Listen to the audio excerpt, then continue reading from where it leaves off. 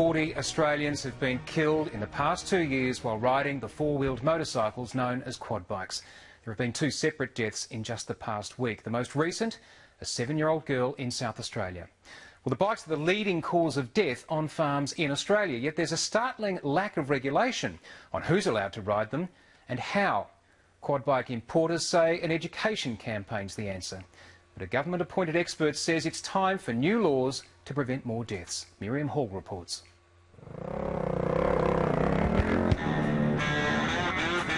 To enjoy the thrill of riding a quad bike, you don't have to wear a helmet. You don't need training, a licence or any protective gear. And you can be any age. But these quad bikes can be deadly.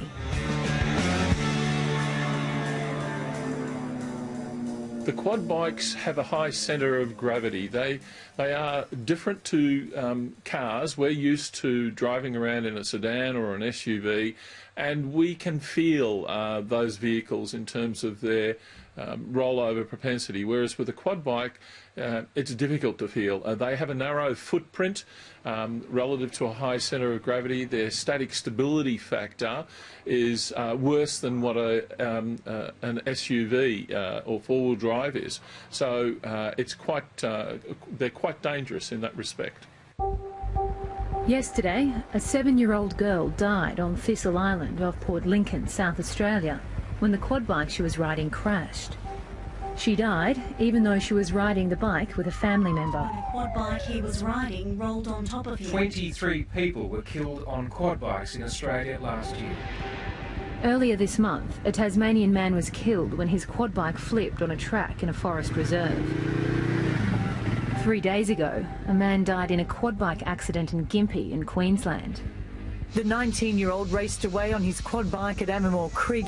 His friend was riding close behind him when they swerved onto the wrong side of the road and crashed into a four-wheel drive. These are the most recent fatalities of the nearly 40 people killed in the past 2 years. The youngest, 4. The oldest, 94. These are shocking statistics. People don't take these pieces of machinery seriously. We see the main people who are killed between 10 and 24, so young people who really shouldn't be in charge of these bikes and probably shouldn't be passengers, and inexperienced riders who are really being caught out by this powerful piece of machinery.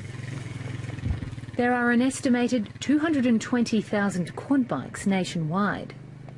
For many farmers, they are an essential piece of machinery, and they're used for rounding up livestock and travelling across large properties.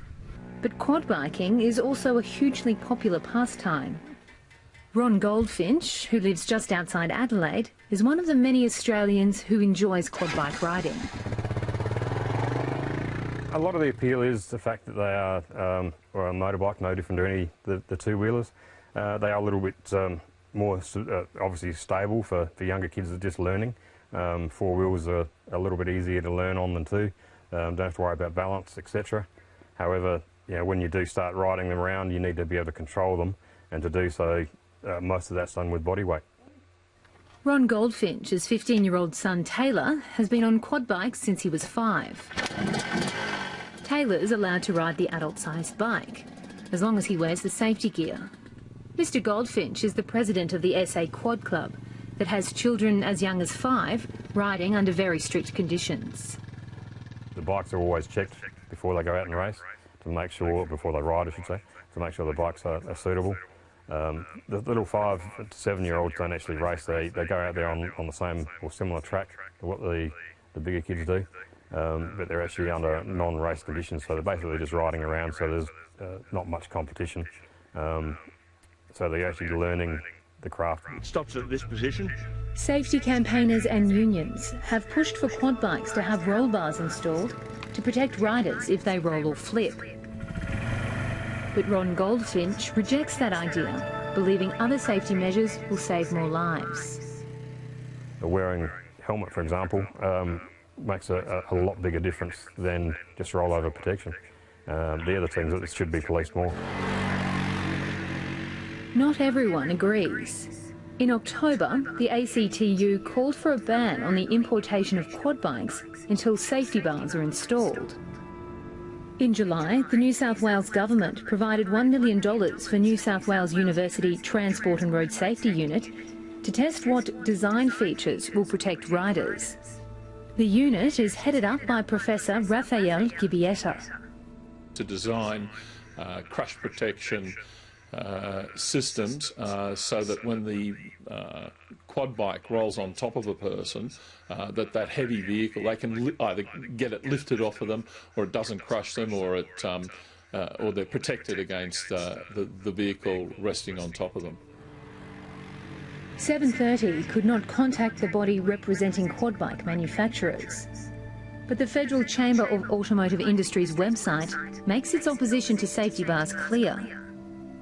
It prefers rider safety precautions such as wearing a helmet, training and prohibiting children under 16 riding adult-sized quads. But some say the only way to protect riders is with legislation. We should have a law which mandates helmet wearing, bans anyone from riding a quad bike or a side-by-side vehicle who is 16 years or younger, and likewise there should be mandatory training for anyone wishing to purchase or driving a ATV or a quad bike. Also be